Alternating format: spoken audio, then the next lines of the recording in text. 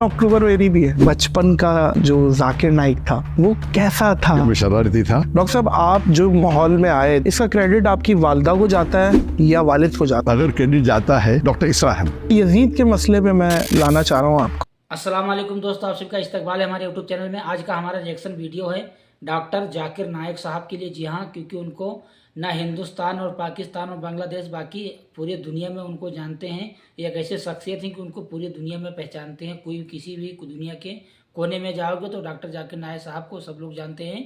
तो यहाँ पर पाकिस्तान के एक जन है रिपोर्टर जो है, उनका नाम है बासित अली। उन्होंने उनका इंटरव्यू लिया है पूरा, किस तरीके से उन्होंने अपनी ज़िंदगी के बारे में बताया है और कहाँ उनका जन्म हुआ है, उनकी ज़िंदगी कैसे गुजरी है, किस तरीके से उनका ज़िंदगी रहा है, कैसे संघर्ष किए हैं तो इस मुकाम तक पहुँचे हैं और क्या है, पूरी जानकारी वीडियो में बताया। कम से कम 1 से 1.5 घंटा तक उनकी वीडियो चली है, लेकिन यहाँ पर उन्होंने अपनी ज़िंदगी के बारे में बहुत कुछ बताया है। तो वीडियो चलिए स्टार्ट करता हूँ और आपको मैं दिखाता हूँ कि डॉक्टर जाकिर नाइक साहब ने अपनी ज़िंदगी के बारे में क्या कहा है दोस्तों। तो चलिए आप भी सुनिए। तो जी हाँ, सोचने पे मजबूर हो गए हो कि यार इस बात का क्या जवाब। सबसे पॉपुलर इंसान जिसको मैं डिबेट किया हूँ विलियम कैम्पबेल है। उनने तकरीबन 38 साइंटिफिक एरर्स निकाली कुरान में। इसका जवाब मेरे पास नहीं। सबसे टफ आपको या इंटेलिजेंट कौन लगा? वो है शीशी रविशंकर। उस टाइम नंबर 1 पे थे वो। अब इंडिया जाना आपके लिए पॉसिबल है या नहीं? उनके लिस्ट में तो नंबर 1 टेरर जाकिर नाइक है। तो वापस जाने के चांसेस तो नहीं है। बड़े तादाद में गैर मुसलमान अगर इस्लाम से मुतासिर होकर इस्लाम कबूल करते हैं तो मैं उनके लिए टेररिस्ट ही बन गया ना। वो बांग्लादेशी बम वाला भी आपके हाथ से निशान दिया। लेकिन जाकिर नाइक के लेक्चर देख के उसने टेररिस्ट अटैक किया। मोदी साहब को कोई मशवरा देंगे? सबसे बड़ा खिलवाड़ उन्होंने किया, जो कश्मीर की आज़ादी उसको हटा दिया। दुनिया का सबसे एक्सपेंसिव घर किसका है? मुकेश अंबानी का। उसकी प्रॉपर्टी किसकी है? वक्फ बोर्ड की। अभी मुसलमान को जागना चाहिए। अगर एक मस्जिद हमारी बाबरी मस्जिद गई, अगर ये अमेंडमेंट बिल पास हो गया तो हजारों मस्जिद जाएंगी। अगर आप नहीं जागेंगे आज, अल्लाह आपको दोषी ठहराएंगे। जब शाहरुख खान आपसे मिलते हैं तो किस चीज पे बात करते हैं? क्या इम्पोर्टेंट है रखना? पाकिस्तान का बात।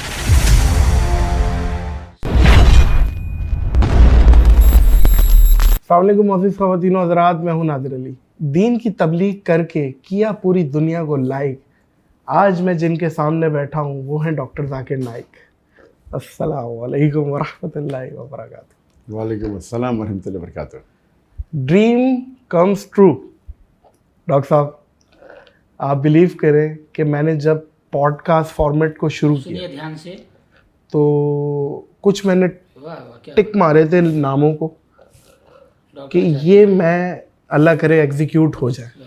आपका नाम सर फहरिस्त था और आज मैं आपके सामने बैठा हूँ। ये मोमेंट है ये मेरे लिए। Thank you so much.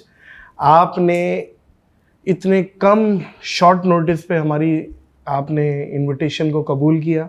आप बहुत मसरूफ़ थे और आपने अपनी मसरूफियत से टाइम निकाला और मैं उड़ के 6 घंटे की फ़्लाइट लेके डायरेक्ट मैं आपके पास आया हूँ आज। बहुत शुक्रिया। अल्हम्दुलिल्लाह। अल्हम्दुलिल्लाह। डॉक्टर साहब खैरियत से हैं? ठीक ठाक है? अल्हम्दुलिल्लाह, अल्लाह का फजल। हम इंग्लिश में बात करेंगे या उर्दू में? जो भी आपको पसंद। डॉक्टर साहब, सबसे पहले हम बिल्कुल बचपने से शुरू करेंगे। 1965 में आपकी पैदाइश हुई, जो कि विकिपीडिया बताती है, सही है? जी हाँ, 18 अक्टूबर। 18 अक्टूबर। 18 अक्टूबर। अच्छा, इत्तेफाक से 18 अक्टूबर मेरी भी है। 92 जी, 18 अक्टूबर 1965 में आपकी पैदाइश हुई है मुंबई में और बॉर्न एंड रेज वहीं के आप। और आप थोड़ा सा बताइए मुझे कि बचपन का जो जाकिर नाइक था, जो छोटा सा बच्चा था, वो कैसा था? शरारती था, शायर था, इंट्रोवर्ट था, एक्सट्रोवर्ट था, क्या था? अल्हम्दुलिल्लाह, बचपन में आप मुझे कह सकते थे कि मैं शरारती था। अल्हम्दुलिल्लाह। साथ साथ अक्सर लोग जानते हैं कि बचपन से मैं हकलाता हूँ। अच्छा। अगर कौन मुझसे पूछता था कि मेरा नाम क्या है तो मैं कहता था मेरा नाम है जाकिर। तो बचपन में हकलाता था और पूरे स्कूल की ज़िंदगी में हमारे school saint Peter's high school में एक सब्जेक्ट होता था पब्लिक स्पीकिंग या स्पीकिंग होता था। तो उसके अंदर टीचर्स मुझे PF देती थी, पास फेल। कह सकते थे कि मुझ पे तरस खा के क्योंकि बात करने में तो मखलाता था, तरस खा के मुझे PF देती थी, तो बचपन से मखलाता था। वीडियो ध्यान से और अच्छे से समझे, पॉइंट बात स्कूल के अंदर अल्हम्दुलिल्लाह अल्लाह के फजल से मैं मैथमेटिक्स सब्जेक्ट में वो सबसे ज़्यादा सब्जेक्ट मुझे पसंद था, और उसके अंदर हमेशा अक्सर मुझे अवार्ड मिलता था best in mathematics throughout my life. And of course मैं स्कूल के अंदर हायर स्टैंडर्ड के अंदर there were 2 section, one was alternative 1, alternative 2। तो IGCSE जो हमारा बोर्ड कैम्ब्रिज बोर्ड था पहले, बाद में इंडिया में शिफ्ट हो गया, तो उसके अंदर 8th 9th 10th आखिरी 3 साल में ऑल्टरनेटिव 1 ऑल्टरनेटिव 2 होता था। ऑल्टरनेटिव 1 मतलब higher level of science and maths, and alternative 2 मतलब lower level of maths and science. So मैं ऑल्टरनेटिव 1 में था। और अल्हम्दुलिल्लाह हमारे स्कूल एक प्रोटेस्टेंट स्कूल थी, क्रिश्चियन स्कूल थी मुंबई में, लेकिन उसके अंदर 80% से ज़्यादा माशाल्लाह मुसलमान पढ़ते थे। सही।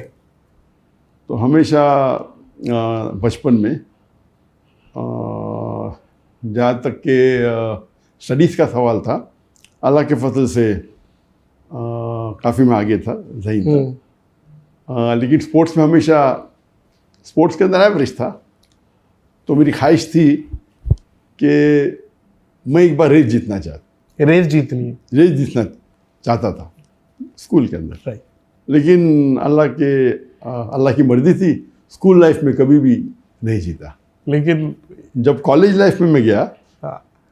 तो एक मुसलमान दोस्त ने मैंने ऐसा पूछा कि ये 10 किलोमीटर रेस का हाईएस्ट रिकॉर्ड क्या है, तो हंसने लगा मुझ पर। रिकॉर्ड पूछ रहे, चल के दिखाओ, तो भागने की बात दूर है। और कौन मुझे जब चैलेंज करता है तो मैं हमेशा चैलेंज एक्सेप्ट करता हूँ, but naturally see in the situation, not any illogical challenge. तो मेरे पास 1 हफ्ता था वो रेस में दौड़ने के लिए, और कॉलेज ये मेडिकल कॉलेज की बात है, और अल्हम्दुलिल्लाह की वजह से 10 किलोमीटर मुझे गोल्ड मेडल मिला। जी हाँ, 10 किलोमीटर में gold medal. And then I went on the state level. So I was more of a long distance runner in my college days, दूर की दौड़ जिसके अंदर stamina is required, not short distance. My son Fariq is more short distance runner, is a sportsman. तो जहाँ तक कि athletics में था, वो मेरी ख्वाहिश थी स्कूल में, लेकिन अल्लाह ने उसे पूरी किया in the college life. And sports के अंदर of course I used to like football. The sports I never used to like was cricket. I felt cricket was a waste of time. Cricket में तो हमारी India Pakistan में सबसे ज़्यादा जो sports है वो क्रिकेट है। टीवी टूटते हैं। हमारी मैडम एक बात बोलती थी कि क्रिकेट में 2 लोग खेल रहे हैं, बाकी 9 लोग खड़े हुए देख रहे हैं। ये अजीब गेम है, लेकिन बड़ा मशहूर है इंडिया पाकिस्तान में। इंडिया पाकिस्तान में बहुत मशहूर है, लेकिन मेरे लिए से it is a waste of time. उसमें जहाँ तक कि एक्सरसाइज काफ़ी कम है compare to the other sports. Football is good, football है, वॉलीबॉल हो, बास्केटबॉल हो, तो उसके अंदर अल्हम्दुलिल्लाह एक्टिविटी। मैं अभी अपनी टीम से बोल रहा था, मैंने कहा माशाल्लाह देखें यार डॉक्टर साहब, दुनिया में भी जन्नत में रह रहे हैं, इंशाल्लाह आखिरत में भी जन्नत। दुनिया में भी इतनी खूबसूरत जगह है कि ग्रीनरी और पुत्रा जाया, इतनी प्यारी जगह है आपने जो चूज़ की है। इंडिया से हिजरत करनी पड़ी। इंडिया याद आता है आपको? इंडिया ऑफ कोर्स, ओवरऑल तो जो अल्लाह ताला ने जो प्लान किया, मकरुम खैर माफिन, अल्लाह सबसे बेहतरीन प्लानर है। तो इंडिया को छोड़ने का अफसोस तो हुआ पहले, फिर हम यहाँ आए, काफ़ी फ़ायदे हुए, काफ़ी ओवरऑल। लेकिन जो मिस करते हम इंडिया में, वो जो दावत हम बड़े खुले मैदान में आम करते थे, 10-10 लाख लोगों का रश। जी हाँ, मुसलमान गैर मुसलमान के साथ। हाँ। और गैर मुस्लिम तकरीबन 25%, 20 से 25% रहते थे। तो अगर मजमा होता था लाख का, तो उसमें से 25%, 25% होते थे, हाँ 25,000 होते थे गैर मुस्लिम। तो मजमा 5 लाख का होता था, बहुत बड़ी बात होते थे। मजमा 1 मिलियन का भी 10 लाख का, तो उसमें से 2.5 लाख पता चला, 2.5 लाख गैर मुस्लिम होते थे। तो वो जो मंजर है, इंडिया के अलावा सिर्फ 2 या 3 मुल्क में और हो सकता है। अच्छा, हो सकता इंडिया की टक्कर का इतना बड़ा मजमा कहाँ? एक वो तो पाकिस्तान में, बिल्कुल ठीक है। एक हो सकता है बांग्लादेश में, ठीक है, और एक इंडोनेशिया में। बिल्कुल, तीनों सही नाम लिए। और अभी तक के मैं पाकिस्तान जब गया था उस टाइम तो मैं तकरीर करता मुकर्रर थाने में। पहले बार पब्लिक स्पीच जो छोटे लेवल के ऊपर मेरे ऑर्गेनाइज में 1992 में दी थी, पब्लिक में 1994 में दी थी, 1993-94 में। और फिर बांग्लादेश जाने का मेरा प्रोग्राम बना था 2 बार। एक बार जब डॉक्टर शहीद दीदात के साथ, वो मुझे ईयर याद नहीं, लेकिन आप अभी तक बांग्लादेश नहीं गए? अभी तक गया नहीं। अच्छा। तो 88 था या 92 था, ऐसा कुछ। दीदा साहब जाने वाले थे तो मैंने भी वीज़ा लगा दिया, वीज़ा लग गया, वो ट्रिप कैंसिल हो गया तो मैं गया नहीं। फिर 2013 की बात है कि मैंने वीज़ा लगाया था रियाद से। फिर वहाँ से इंटेलिजेंस की खबर आई कि मजमा बहुत बड़ा होने वाला है, अभी हालात सही नहीं है, तो आप पोस्टपोन करें तो बेहतर है। तो 2013 में भी वीज़ा लग गया और कैंसिल हो गया। पाकिस्तान का ऐसा सवाल आपने पूछा, पाकिस्तान आए, वो कह चुके कब आएंगे? एक बार आ चुका। आप कब आएंगे? नेक्स्ट प्लान मेरी हुई थी जब मैं हिजरत किया 2016 में हिजरत किया। यस, मेरा मौका तो हो सकता है कि प्यारी बातें कही हैं। वो कुछ महीने बाद वापस जाऊँ, ध्यान से देखो और सुनिए। 1 साल बाद, 2 साल बाद। तो जब 3-4 साल बाद पता लग गया कि अभी जाने के तो चांसेस नहीं है इंडिया, तो मैं डिसाइड किया अभी पाकिस्तान जा सकता हूँ। तो 2020 के स्टार्टिंग में या 2019 के एंडिंग में जब डिसाइड किया कि अभी इंडिया जाने के चांसेस तो बहुत कम है, अभी पाकिस्तान जाने में कोई हर्ज नहीं, पाकिस्तान में तो वेलकम करेंगे, काफ़ी दावत है, काफ़ी लोग जानते हैं। जितने सर एक सवाल बनता है मेरा, जी हाँ, और ये इंडियन ऑडियंस जो संजीदा ऑडियंस है उनसे भी सवाल है कि एक ऐसा शख्स जो कि मैं समझता हूँ कि इस उम्मत में इस टाइम इंटरनेशनली कंपैरेटिवली रिलीजन्स को इतना अच्छा समझते हैं, जो शायद जिसकी मिसाल ना मिलती हो इंडिया में, मतलब मुझे ये समझ नहीं आ रहा कि क्यों नहीं आप जा सकते। आपका घर है, मतलब आप मक्का में हैं और आपको पता चल रहा है कि इंडिया में ये हो गया और आप मक्का से जाते ही नहीं अपने घर और आप मलेशिया शिफ्ट हो जाते हैं। ये थोड़ा सा इस चीज़ को बताएं, ये क्या था? पाकिस्तान आने की मुमानियत नहीं थी। पहले पाकिस्तान आने के लिए पाकिस्तान वीज़ा मिलना मुश्किल है, लेकिन मेरे लिए बहुत आसान था। सब लोग जानते, मेरे वालिद भी जानते। तो पाकिस्तान वीज़ा मिलने तो मेरे लिए तो एक फ़ोन कॉल था, ठीक है। तो मुमानियत तो थी नहीं, जाना चाहता तो जा सकता था, और मैं 91 में गया था। लेकिन जो मैं दावती काम कर रहा था तो इस्लाम का उसूल है, शरिया का उसूल है, let a small loss take place to prevent a big loss. एक छोटे नुकसानात को उठा लो बड़ी नुकसान को बचाने के लिए। अगर मैं पाकिस्तान जाता था तो हो सकता है इदारा बंद हो जाता था, जब कुछ इल्ज़ाम लगाते थे कि ISI के साथ जुड़ा हुआ है। जी जी। तो वो डर के वजह से मैं नहीं गया। ऐसा मैं तो पाकिस्तान में से मोहब्बत करता हूँ। बाहर जब जाता था मैक्सिमम दुनिया में अगर कोई भी एम्बेसडर से मिला, वो पाकिस्तानी एम्बेसडर, जो भी मुल्क में जाता हूँ तो ग्रेट चांसेस, चाहे वो सऊदी अरेबिया हो, UAE हो, बहरीन हो, गल्फ कंट्री हो, फॉरेन किधर भी जाते थे तो पाकिस्तानी एम्बेसडर से तो मुलाकात होती थी, खाना का मिलने आ जाते, और पाकिस्तानी लोग से तो मोहब्बत थी। लेकिन एहतियातन मैं खुद माहौल जब देखा तो इसीलिए खुद मैंने आप नहीं गया। अब लेकिन क्या चांसेस हैं डॉक्टर साहब इंडिया के वापसी के? तो इसीलिए 2019 में जब मेरा इरादा हो गया कि वापस जाने के चांसेस तो नहीं है, तो मैंने कहा अभी पाकिस्तान जा सकते हैं हम। तो मेरी प्लानिंग थी 2020 में एंडिंग में आने की पाकिस्तान, और मैं लोग से कांटेक्ट किया तो पूरा हो गया था प्लान। तो ये 2020 के स्टार्टिंग में प्लान हुआ, और बड़े बड़े जो गवर्नमेंट के लोग सब अग्री किए। लेकिन आ गया कोविड आ गया। तो कोविड आने की वजह से ये पोस्टपोन हो गया। और नॉर्मली प्लानिंग रहती है काफ़ी, मेरी जो कंट्री से इन्विटेशन रहते तो प्लानिंग रहती है, तो वो उसके वजह से 2020 में फिर कैंसिल हो गया। कोविड था, 2020 मार्च के अंदर पूरा लॉकडाउन हो गया। फिर 21 में तो कोई लेक्चर टूर हो नहीं, फिर अपनी लेक्चर टूर शुरू हुआ 2022 में।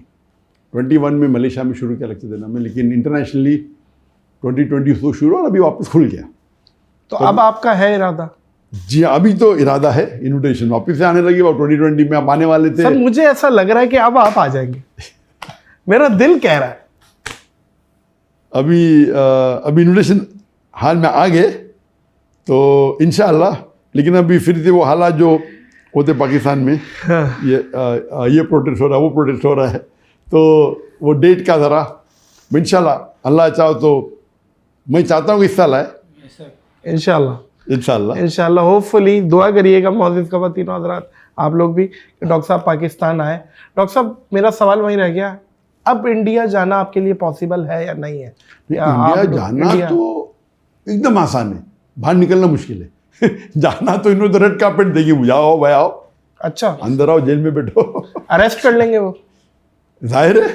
अच्छा, उनके लिस्ट में तो नंबर 1 टायर है जाकिर नाइक के।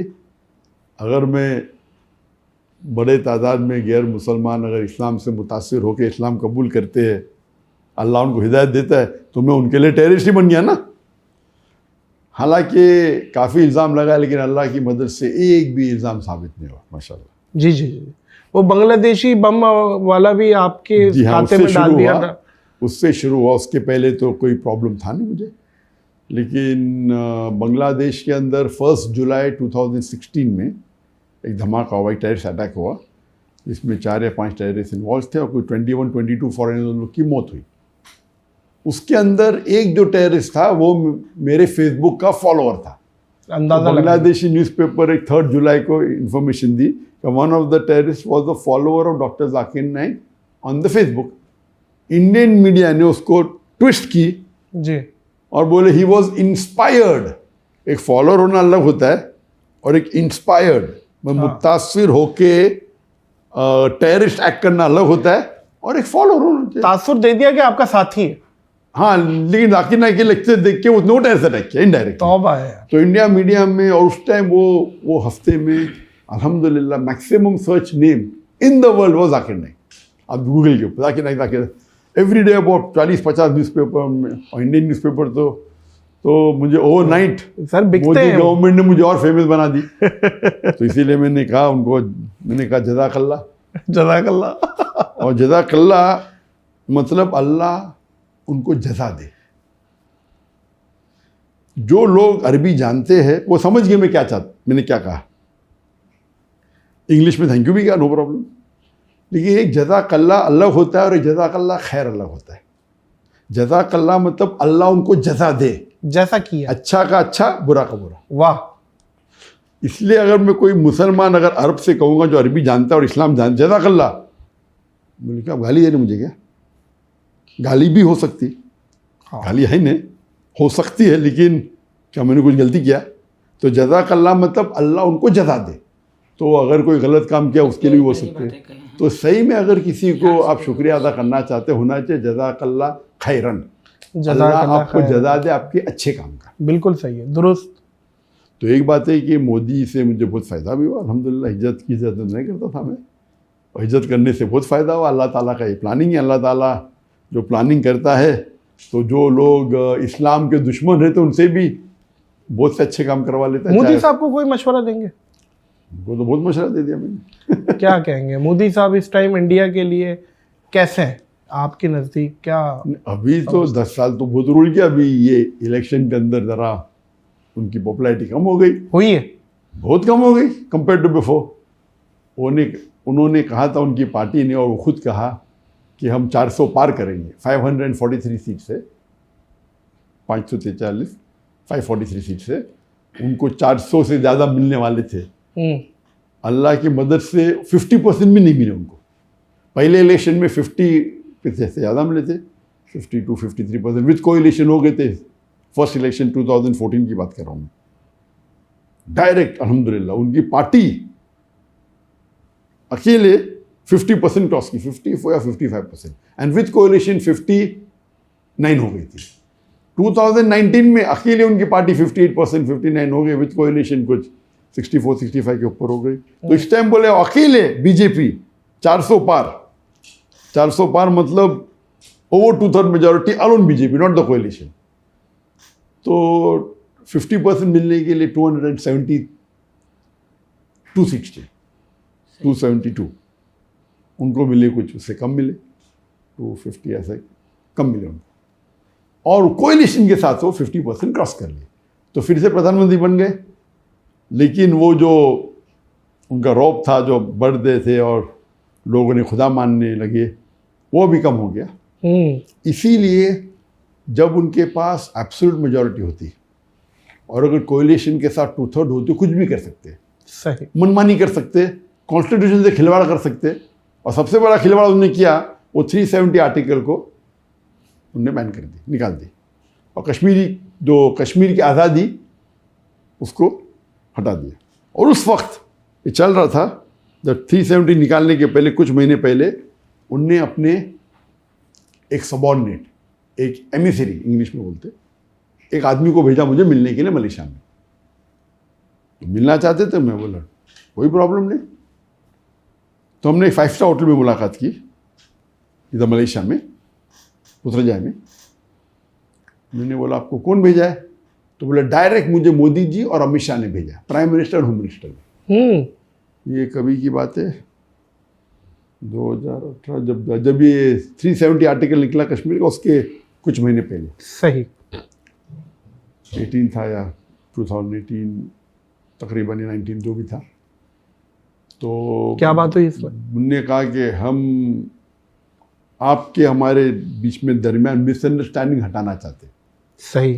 तो मैंने कहा मेरे हिसाब से अगर मुझे कोई दुनिया में मेरे फैमिली के बाद अच्छी तरीके से जानता है, वो आपकी इंटेलिजेंस है। मेरे फैमिली के बाद अगर मुझे कोई एकदम गहराई से जानता है, वो आप लोग हैं। मेरी ज़िंदगी तो एक ओपन बुक है, खुली किताब है। वो अलग बात है कि आपको मेरे काम पसंद नहीं आते, लेकिन मैंने कोई भी कॉन्स्टिट्यूशन का एक भी हिस्सा, आई have not broken any law of Indian government. वो पैचअप करना चाह रहे थे आप लोग? हाँ, बिल्कुल सही। क्यों? तो बात तकरीबन हुई 5-6 घंटे तक। अच्छा। लंच भी किया अपने साथ में। तो बोले नहीं, आप इतने मशहूर है, हम आपके साथ होना चाहते हैं, हम चाहते आपको एकदम वापस इंडिया बुलाए, एकदम पूरे विथ फुल। आप इतने मशहूर, आप इतना अच्छा काम कर रहे, आपकी नॉलेज क्या है दिन के बारे में, आप हिंदुज़म की नॉलेज रखते हैं, ब्ला ब्ला ब्ला। तो मैं बोला आप चाहते क्या है? बोले कुछ नहीं, हम चाहते ट्रैप तो नहीं था डॉक्टर साहब के आए तो पकड़ लो, अल्लाह वालों। अच्छा। तो मैंने बोला कि आप चाहते क्या है? नहीं, हम सिर्फ चाहते हैं कि हमारे ताल्लुकात अच्छे हो जाए। तो मैं उन्हें साफ कहा कि देखो, आप अगर मुझसे कुछ काम लेना चाहते हैं, मैं मेरे देश के लिए, मुल्क के लिए काम करने को तैयार हूँ। मेरी 2 शर्तें।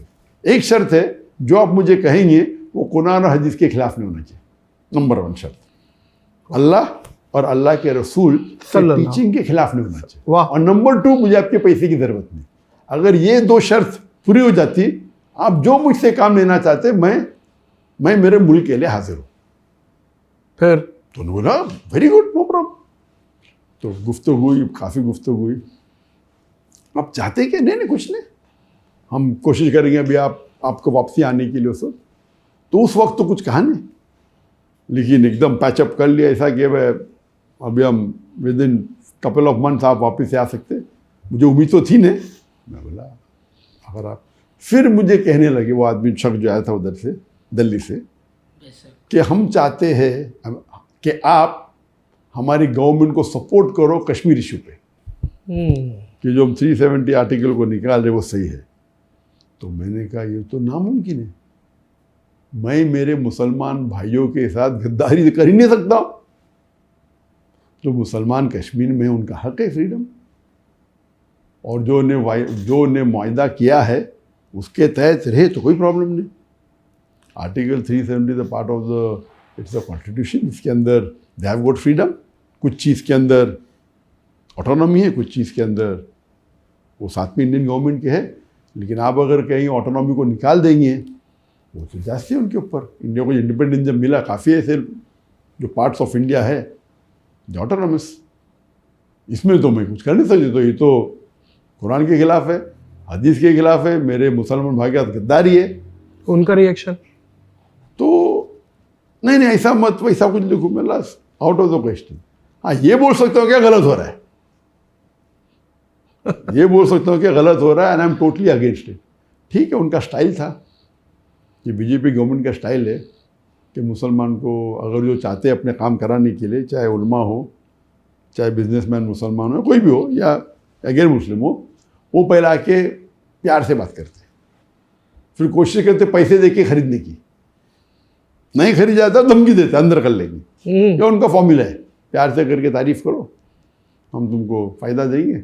नंबर 2, पैसे दे के खरीद। अक्सर ये पहले 2 में अक्सर लोग मान देते। तीसरा है, नहीं करेंगे तो हम ईडी की रेट डालेंगे, इनकम टैक्स की रेट डालेंगे। तो मेरे साथ तो सब कुछ कर लिया उन्होंने, मुझे प्रॉब्लम ही नहीं, पुलिस भेजे, ईडी भेजे, ये भेजे, नंबर 1 टेररिस्ट कह दिया। तो मैं थैंक यू बोलता, अगर लोग मुसलमान में तो काफ़ी लोग, अक्सर लोग जानते थे इंडिया में, गैर मुस्लिम में भी जानते थे, लेकिन मोदी के बाद ये गोदी मीडिया जो है, वो जो मुझे हमेशा मीडिया पे आने की वजह से अभी तो माशाअल्लाह बहुत small percentage non Muslim India में होंगे जो मुझे नहीं जानते। नहीं, मुझे नहीं लगता कि नहीं जानती होगी, बहुत बहुत कम होगी। तो ये उनकी बदौलत है। और उसके बाद लेकिन जब भी मैं ट्रैवल करता हूँ, चाहे मलेशिया में हो या बाहर हो, गैर मुसलमान अब भी मुझसे मोहब्बत करते हैं। उनका मेन प्रॉब्लम था कि जब मुसलमान में लेक्चर में आते वो अलग बात है, लेकिन मुतासर होके वो इस्लाम की जो गलत फहमी दूर हो जाते, और काफ़ी लोग इस्लाम भी कबूल करते। तो उसके वजह से उनका नुकसान हो रहा था, वो हिंदुत्व का जो स्टेटमेंट था ना। और फिर बाद में NEC एक्ट आ गया, वो बिल पास हो गया, वो चाहते थे उसके अंदर भी मैं सपोर्ट करूँ, मैं बोला आउट ऑफ द क्वेश्चन। वाह। तो उस टाइम क्योंकि हम वापस तो पहलू पे आते कि वो मेजॉरिटी में से तो पास कर सकते थे, करो पार्लियामेंट में जाओ, कोई ऑपोजिशन ले नहीं सकता है, लीडर ऑफ ऑपोजिशन भी नहीं है। इंडियन पार्लियामेंट का रूल है, लीडर ऑफ ऑपोजिशन होने के लिए आपके पार्टी को कम से कम 10% सीट चाहिए। तो 543 में से 55 सीट्स अगर आपकी पार्टी को मिले तो आप लीडर ऑफ ऑपोजिशन बन सकते। 10 साल तक के कोई भी पार्टी को 55 सीट्स भी नहीं मिले तो लीडर ऑफ ऑपोजिशन था ही नहीं। लेकिन ये इलेक्शन में अभी जो कुछ चंद महीने पहले 2024 में ख़त्म हुआ, अल्हम्दुलिल्लाह इसमें कांग्रेस को 99 सीट्स मिल गए, और बाकी जो इंडिया का गठबंधन था उन्हें मेजॉरिटी तो नहीं मिला लेकिन क्लोज थे। तो now the opposition is strong. अभी क्या हो गया, अब जो बोले ना उनका दबाव और दबदबा मोदी का अभी कम हो गया। अभी ये 2 मेजर जो पार्लियामेंट के साथ जो खिलवाड़ किया मुसलमानों के साथ, और जो पार्लियामेंट में जो कॉन्स्टिट्यूशन में चेंज करके जो अमेंडमेंट करके जो मुसलमान पे ज़बरदस्त बहुत सी चीज़ें किए, ये 2 मेन थे। अभी थर्ड करने जा रहे थे। कुछ हफ्ते पहले एक अमेंडमेंट बिल लेके आया उनने, वक्फ अमेंडमेंट बिल। वक्फ तो आप जानते हैं कि एंडोमेंट है, और इंडिया में एक बॉडी जिसके पास सबसे ज़्यादा लैंड है, number 1 is the defence of India, number 2 is Indian railways, number 3 is the Muslim Waqf board. तो मुस्लिम वक्फ की जो जायदाद है, जो प्रॉपर्टी है, वो 9.4 लाख एकड़ है। 9.5 लाख तकरीबन 9.5 लाख एकड़ है, बताइए। અને 41 बिलियन स्क्वायर फीट અને 3,800 स्क्वायर किलोमीटर। कंट्री से ज़्यादा है, हमने छोटे छोटे कंट्री जो बाहर में उससे बड़ी है। जी जी जी जी। तो ये अभी बिल में अमेंडमेंट लेना चाहते हैं, क्या वो बिल के बोर्ड के अब हम नॉन मुस्लिम को रखेंगे, हम गवर्नमेंट को और पावर देंगे। तो इंडियन कॉन्स्टिट्यूशन में, इंडियन कॉन्स्टिट्यूशन जब पार्टीशन हुआ तो उसको इंडिया को तो डेमोक्रेटिक कंट्री बनाए, लेकिन हमारे जो मुसलमान थे उनने जो मुस्लिम पर्सनल लॉ बोर्ड कायम किया, ये एक फिनोमिनल है। तो इसलिए कोई भी गैर मुस्लिम कंट्री दुनिया की है, India is one of the best और दी बेस्ट कुड से, क्योंकि मुस्लिम पर्सनल लॉ बोर्ड है। वक्फ की प्रॉपर्टी जो है, जो मुसलमान ने ड्राफ्ट किए कॉन्स्टिट्यूशन में, ये वक्फ के जो पॉइंट्स है is better than many of the Muslim countries. Muslim country के जो वक्फ के पॉइंट्स है वो इंडियन वक्फ बोर्ड और पावरफुल है। इतना महफूज किया गया है ताकि जो हमारे दादा बाप दादा परदादा थे, जो डिकेड और सालों पहले, 100 साल 150 साल पहले, या जो वक्फ किया उसको सिक्योर किए थे। अब ये मोदी गवर्नमेंट उसको हड़प करना चाहता है। थर्ड लार्जेस्ट प्राइवेट है ये वक्फ जो है, इट्स नॉट पब्लिक। और बाकी तो गवर्नमेंट की है ना, डिफेंस एंड रेलवे, ये तो प्राइवेट है मुसलमान की, यानी अल्लाह के लिए वक्फ किया गया है। It should benefit only the Muslims. तो उसके अंदर वो अमेंडमेंट लेना चाहते हैं, अपने पास रखना। ठीक है, थोड़े मुसलमानों ने गलती की, मुसलमान जो मुतवल्ली है अब पैसा खाए और फ़ायदा लिए।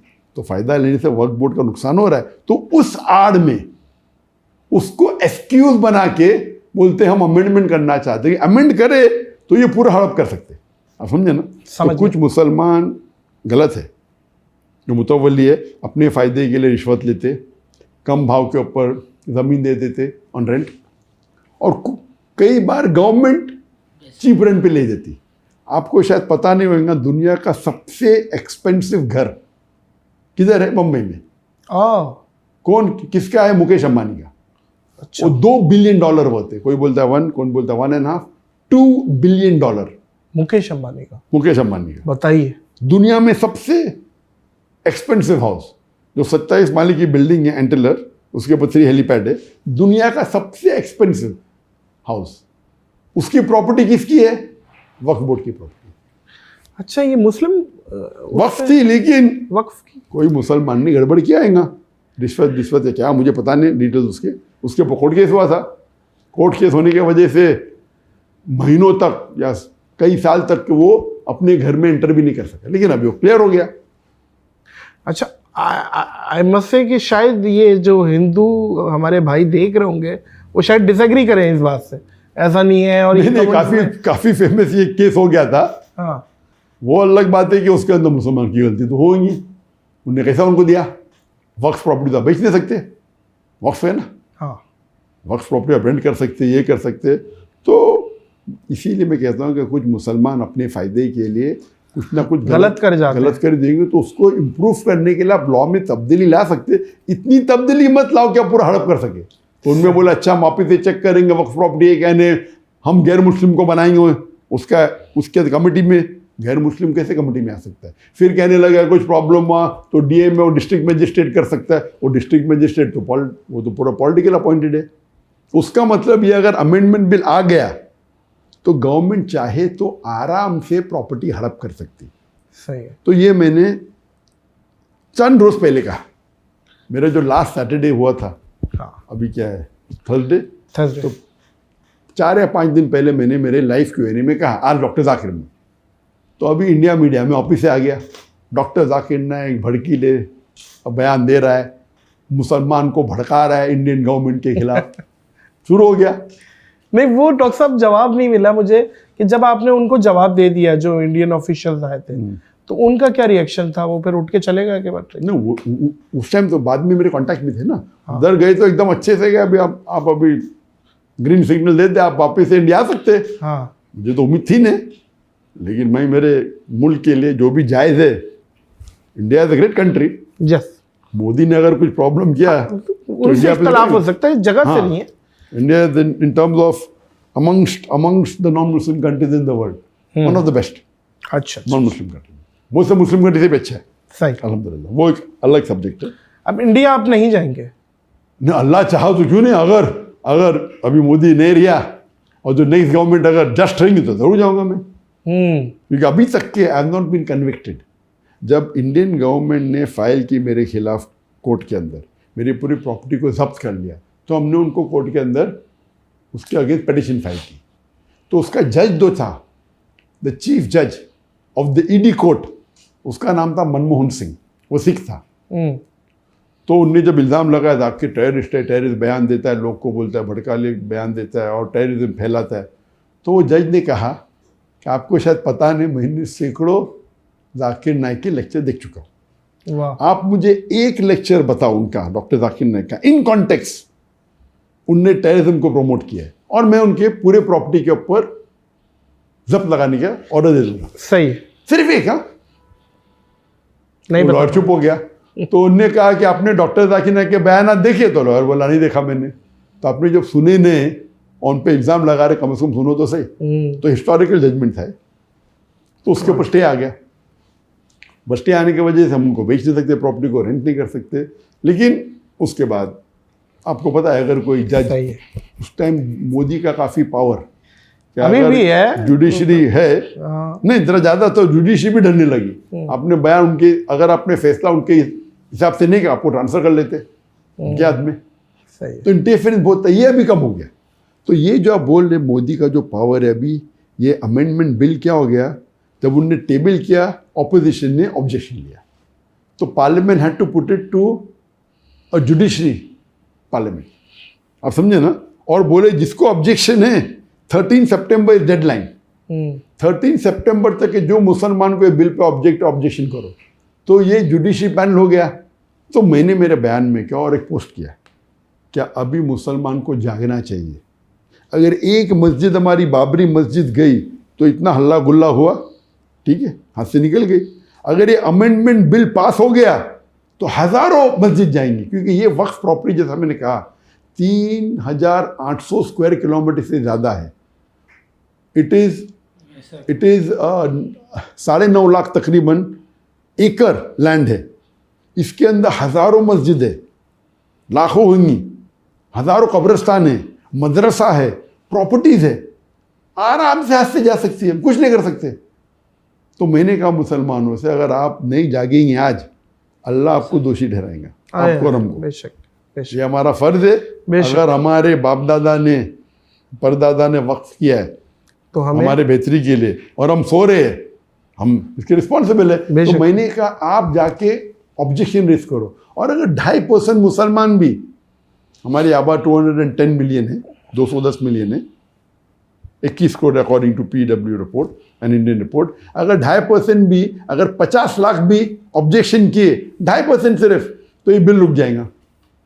तो क्योंकि मैं मुसलमानों को कह रहा था ऑब्जेक्शन लो, तो ये गोदी मीडिया को आप देखेंगे अभी शुरू हो गया। मैं कल परसों देख रहा था, oh doctor Zakir Naik is inciting hate.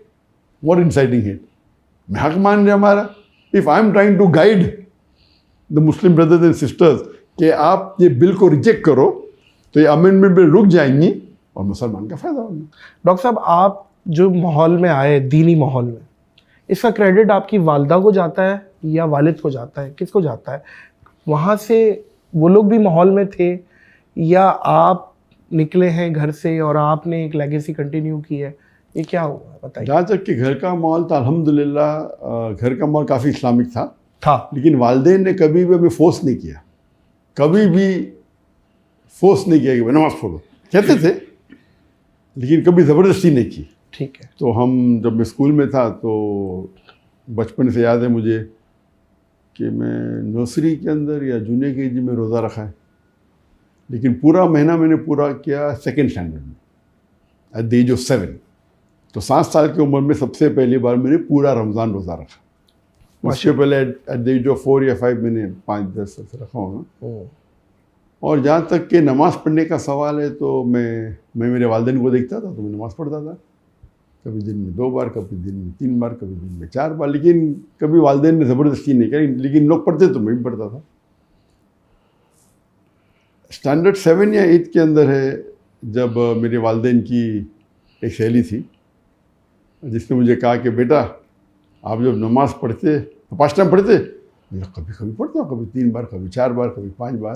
तो उन्होंने कहा कि आप जब नमाज़ पढ़ेंगे तो अगर आपने नमाज़ पढ़ी असर की तो अल्लाह से दुआ करो कि आपकी मगरिब मिस ना हो। जब मगरिब की नमाज़ पढ़ेंगे तो नमाज के बाद दुआ करो कि ईशा मिस ना हो। ईशा की जब नमाज़ पढ़ेंगे दुआ करो कि फजर मिस ना हो, और फजर के बाद दुआ करो कि जोहर मिस ना हो, जोहर के बाद असर मिस ना हो। ये 40 दिन तक की, अगर उसके बाद आपको अगर जितने बार पढ़ने का पढ़ो, तो मैंने कहा अच्छा इंशाल्लाह 40 दिन तो पूरे करूँगा मैं, 40 दिन करने में क्या है। वाह। तो उस टाइम से अल्हम्दुलिल्लाह कहते हैं 40 दिन अगर आप नमाज को नहीं छोड़ोगे ना, तो फिर 40 दिन के बाद नमाज आपको नहीं छोड़ेगी, नमाज पकड़ लेगी आपको। तो ये एक आदत होती है, बन जाती है। तो 7वीं में था मैं तकरीबन अप्रॉक्सीमेटली, उस टाइम से माशाल्लाह 5 टाइम की नमाज। तो जहाँ तक कि घर का माहौल इस्लामिक था, लेकिन इट वाज ओपन। लाइक अब्बा अम्मी ने हमको फ्रीडम दिया था, जो आपको सही लगे कहो, वो गाइड करते थे। लेकिन एक एवरेज मुस्लिम जो करता है 5 टाइम नमाज माशाल्लाह पढ़ते थे from the age of 7, standard 7 से एज ऑफ 13 से रोज़ा रखते थे माशाल्लाह, हज भी किया था। तो माहौल वैसा जो एवरेज मुस्लिम अच्छा, लेकिन दावती मिजाज नहीं था मेरी ज़िंदगी में। मैं 1987 में जब मैं मेडिकल कॉलेज में 2nd ईयर में था, तो उस वक्त मैंने शेख अहमद ईदा से मुलाकात की। वाह। तो मेरे वालिद का शौक़ था माशाल्लाह, वो कई उलमा से हमेशा रब्ता में रहते थे, और उनका मिजाज था कि ओपन माइंडेड थे, चाहे जमात इस्लामी हो, चाहे देवबंदी हो, चाहे बरेली हो, चाहे अहले हदीस हो, चाहे सलफ़ी हो, वाह, मुख्तलिफ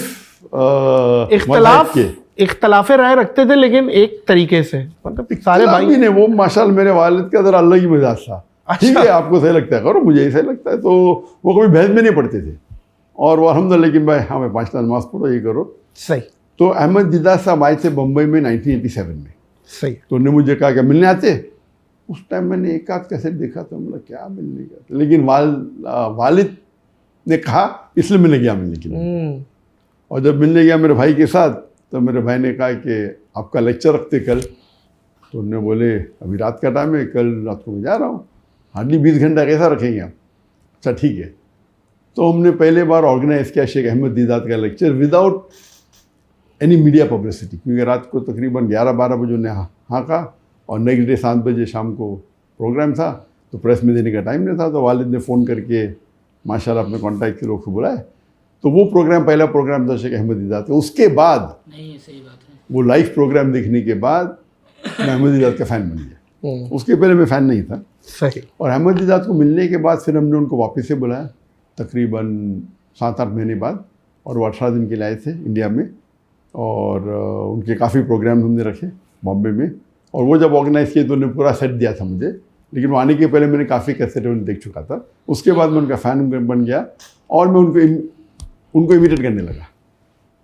और मेडिकल कॉलेज में जब मैं दावत करता था तो मेरे मुसलमान दोस्त काफ़ी कम होते, हार्डली मे बी 4% होते थे मुसलमान इन द मेडिकल कॉलेज।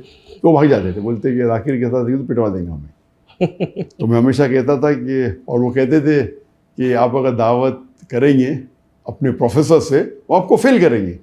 तो मैं कहता था अगर मेरे प्रोफेसर मुझे फेल करेंगे तो मुझे और 1 साल मौका मिलेगा उनसे दावत करने का। तो मेन जो अगर क्रेडिट जाता है जो रुख को बदलने का मेरे दावती मैदान में, दीनी तो अल्हम्दुलिल्लाह मेरे वालिदैन थे, लेकिन मुझ पर ज़बरदस्ती नहीं किया।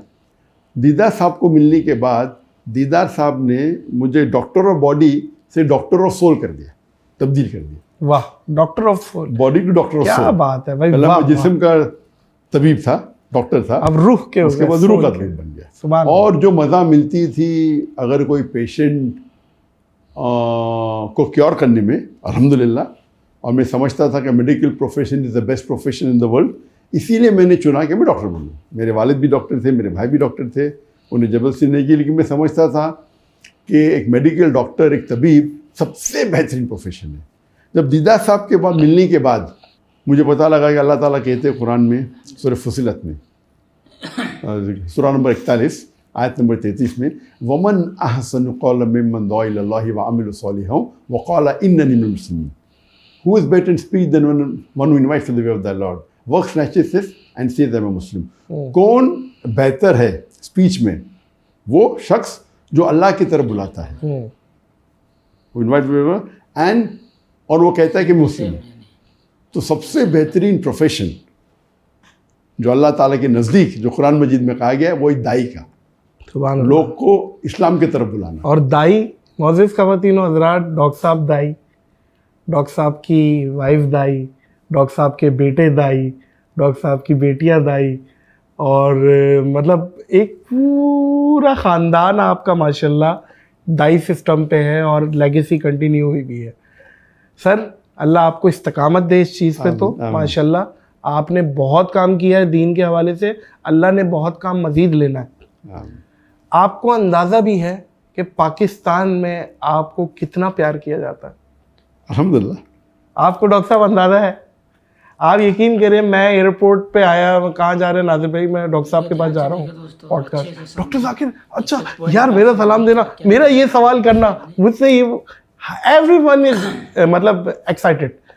किसी भी फिरके से आपके लिए एक्साइटेड था कि डॉक्टर साहब के लिए भाई वाह वाह, इंसानी कंप्यूटर मतलब डॉक्टर साहब है भाई, फला फला ये यहाँ से ये। कंपैरेटिवली रिलीजन को जो स्टडी किया है वो आप, अल्लाह ने आपसे बहुत काम लिया है उस चीज़ पे। पाकिस्तान कब आ रहा है? इंशाल्लाह पाकिस्तान में ज़िंदगी में एक बार आया था 1991 में, जब मैं दावती मैदान में ख़त्म रखा था, लेकिन इतना फेमस नहीं था। जब दीदार साहब से मुलाकात हुई थी 1987 में, 88 में लेक्चर किए। फिर दीदार साहब के बाद में मुतासिर हुआ डॉक्टर इसरार अहमद।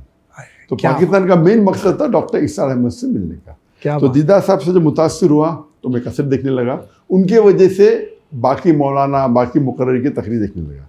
तो उर्दू में जो सबसे ज़्यादा मुतासिर हुआ वो थे डॉक्टर इसरार अहमद। तो दीदार साहब अंग्रेज़ी में थे और डॉक्टर इसरार अहमद तो अल्लाह उनकी मग़फ़िरत करे, क्या अल्लाह फिरदौस आमीन। तो 1991 में मैं पहली बार आया था, उस टाइम में तकरीर नहीं करता था। अच्छा, उस वक्त आप मेडिकल में जस्ट पास कर चुका था, इंटर्नशिप कर रहा था और हमारी फाउंडेशन इस्लामिक रिसर्च फाउंडेशन को कायम की थी हमने। मशहूर भी नहीं हुए थे, मतलब आप नहीं लोग जानते नहीं थे। तो डॉक्टर साहब भी मेरा ख्याल है इतना ज़्यादा आपको एक नहीं जानते। डॉक्टर साहब से क्योंकि मैं कहा था मैं आने वाला हूँ तो कौन शख्स से मिलना चाहते। फिर मैंने कहा कि मेरा एक जुनून है कि जितने भी इस्लामिक कैसेट से उन्हें इकट्ठा करें और दुनिया की सबसे बड़ी लाइब्रेरी बनाए। सही। तो मैंने कहा उनको कि जितने भी आपकी कैसेट, सब कैसेट तो ऑन द स्पॉट है ही नहीं। हम तो कुछ लोग जो मांगते थोड़े मौजूद है, लेकिन उनके सैकड़ों वीडियो कैसेट थे। तो मैंने बोला मैं ऑर्डर देना चाहता हूँ और अच्छी उम्दा जापानीज़ वीडियो कैसेट VHS चलते थे उस टाइम, उन पे आप रिकॉर्डिंग करो। तो उन्होंने बोला अभी तक मेरी ज़िंदगी में कोई भी शख्स ने ये नहीं कहा कि मुझे सब कैसेट चाहिए।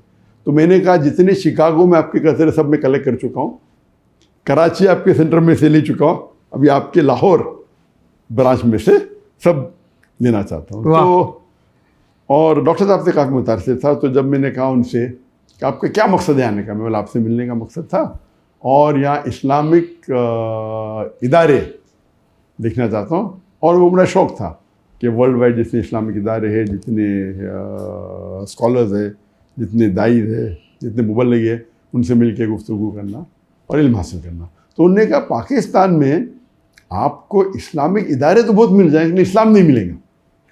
और आप उनके तकरीर सुनेंगे तो पता हो कितने नाराज़ थे कि मुसलमान दीन से क्यों दूर है, मुसलमान कुरान से क्यों दीन है सर। बहुत। और उनने जो एक गाइडेंस मुझे दिया कि उन्होंने कहा कि दाई को हमेशा अपनी जो ज़रूरत है उसे कम करना चाहिए, एकदम कम। वाह वाह। ज़रूरत कम करो ताकि आपको ज़िंदगी बसर करने के लिए किसी के मोहताज ना हो। और अगर आपको कोई चीज़ कहने का इस्लाम के बारे में डंके के चोट पे कह सकते हैं, आपको किसको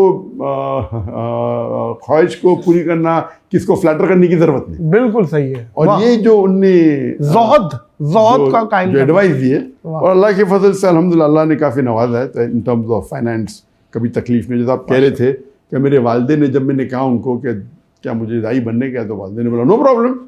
तो मैंने कहा अभी मैं मेडिकल कॉलेज में हूँ, मैं करने वाला हूँ PG, तो 2 घंटा मैं करूँगा हफ्ते में, नो प्रॉब्लम। फिर मैं बोला दिन में 2 घंटा करने का, उन्होंने बोले नो प्रॉब्लम। फिर बोला 50-50 दावा, 50% मेडिकल प्रैक्टिस, बोले नो प्रॉब्लम। वालिद साहब क्या करते थे? वालिद साहब भी डॉक्टर थे।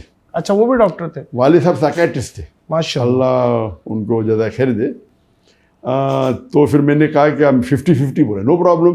फिर बोले 2 घंटा मेडिकल प्रैक्टिस करूँगा, बाकी दावा करूँगा, बोले नो प्रॉब्लम। और ये सब ऐसा नहीं कि 2-2 साल के बाद हुआ, 2-2, 3-3 महीने बाद। तो 1.5-2 साल में मैंने कहा वालिदैन से कि मुझे 100% दावा करने का, बोले नो प्रॉब्लम।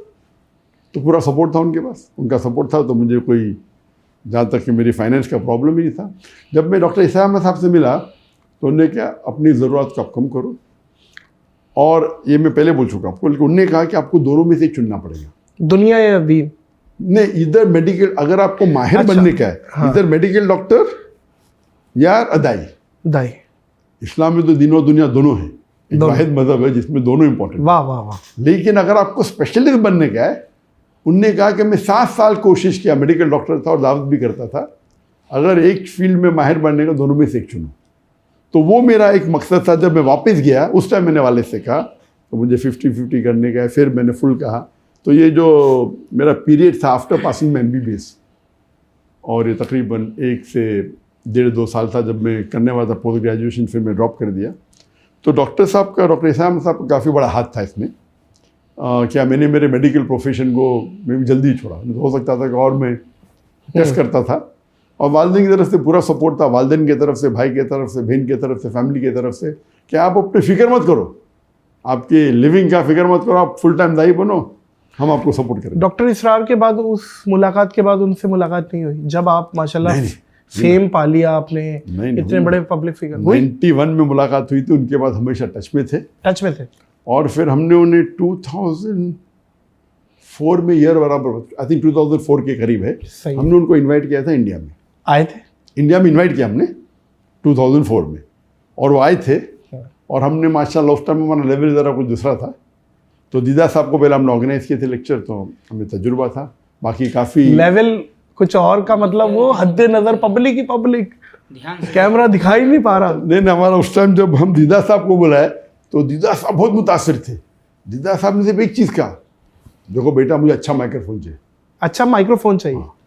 तो हमने लेके आए, वो बहुत खुश हो गए। अभी हम सोचते हमने क्या बकवास माइक्रोफोन चाहिए दीदा को दिया। तो लेवल की बात होती है, वो तो बहुत खुश थे। फिर हम डॉक्टर इस्लाम साहब को बुलाए और डॉक्टर इस्लाम का प्रोग्राम बहुत बड़े लेवल पे किए।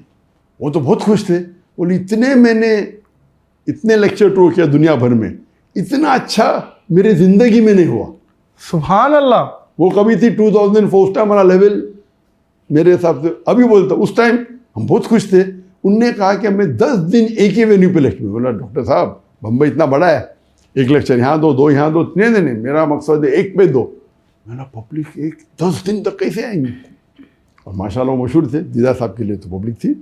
तो हमने उस टाइम बड़े एक मैदान में, जिसकी कैपेसिटी 10,000 थी, और माशाल्लाह पूरे 10 दिन माशाल्लाह पब्लिक थी। और रिकॉर्डिंग तो हमने किया था, हमने स्टेज के लिए हमने पैसा खर्चा किया, और डॉक्टर साहब तो एकदम इतना पैसा खर्चा किया, इतना लेवल का किया, और हम भी खुश थे।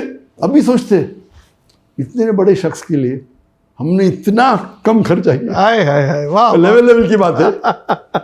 क्या बात है। तो हमें पता है कि हम जब दीदा साहब के लिए हमने बाहर से VHS पे रिकॉर्डिंग किए थे, उस टाइम बहुत खुश थे, क्योंकि उस टाइम हमारा बेस्ट था। तो अल्लाह ताला ये देखते हैं कि आप मेहनत कितनी करें। उस टाइम हमारी मेहनत टॉप, नियत कुछ छोड़े नहीं हमने। और जब इस्लाम में साहब 10 दिन की एकदम स्टेज बनाए, स्टेज के ऊपर सिर्फ स्टेज को सेटिंग करने के लाख रुपया खर्चा किए उस वक्त। तो उस टाइम तो हमारा और IRF वगैरह इदारा बन चुका था, बन चुका था, और पीस टीवी बन चुका था 1991 में, जब मैं उन्हें मिलने गया था। ठीक है। और दीदा साहब को मिले 1987 में। इस्लामिक रिसर्च फाउंडेशन लॉन्च हुआ 1990 में, रजिस्टर हुआ, और 1991 में इनॉग्रेट हुआ। उसके बाद में डॉक्टर इस्लाम साहब को मिलने गया, सही तो बन चुका था। और पीस टीवी 2006 में। तो दीदा पिछले जब हमारी मुलाकात हुई थी उस टाइम पीस टीवी कायम नहीं हुआ था। तो जब डॉक्टर इस्लाम साहब आए थे इंडिया में 2004 में, पीस टीवी ने नेशनल लेवल फर्क था। आप समझे ना? सही। तो अगर टेलीविजन को हटा देंगे तो लेवल बहुत अच्छा था। एक वन ऑन वन। आप लोग ने वीडियो देखा है, आप लोग को अच्छा लगा होगा, क्योंकि इन्होंने बहुत अच्छी बातें बताई है। डॉक्टर जाकिर नायक साहब ने अपनी ज़िंदगी के बारे में बहुत कुछ बताया, उनकी पैदाइश कहाँ हुई अपने लेकर के बायोग्राफी के बारे में बहुत कुछ बताया, और उन्होंने ऐसे सीख बताई है कि वो इंडिया भी आना चाहते हैं, और ऐसे बहुत सारी चीज़ें उन्होंने बताया है जो हमें सीखना चाहिए। और यहाँ तक कि बहुत अच्छी प्यारी बातें भी बताई है दोस्तों।